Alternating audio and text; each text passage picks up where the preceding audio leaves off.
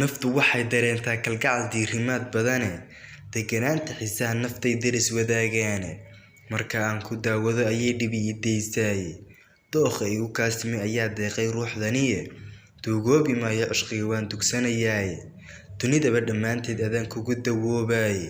hadba waxaan diyaar garow ilaa dadabgalkeeni dumar kale ka saahiday runtii oo ma daydayo dareenkayga adiga ku laran doorkan maanta ah ilaa daayin abidka ayaad wehelin doontaaye waxaan kaa dugsanayaa dhaxmaha dayrka nololeede dacal joog nafteedana aday kugu degaysaay daryeel iyo waxaad ii hurtaa darajo khayraade diiftii haysa dhaqsay igaga duushaaye markaasuu dareen caashaq lihi igu daroora dibnahaaga goortaad furtada dhihidda doonayso dababtaad tidhaahdii kelmado daara noloshayda qalbigaa ku doogsada markaad damacdid weedhaasay wadnaha dawoobiye ka shani daacad kuu jecele markaasay dul iyo hoos farxadi wada dabooshaaye hadba waxaan ka daalacanayaa daaqad ii furan daal tira kaldoojaad tahay iyo deeq ilaah wadaye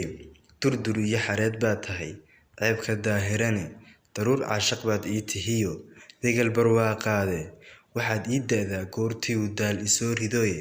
waxaad ii dadaashaa markaan doono aragaaye gobannimo qof loo doortay oo duur xulaa tahay kuma degin kumaan doorsadeen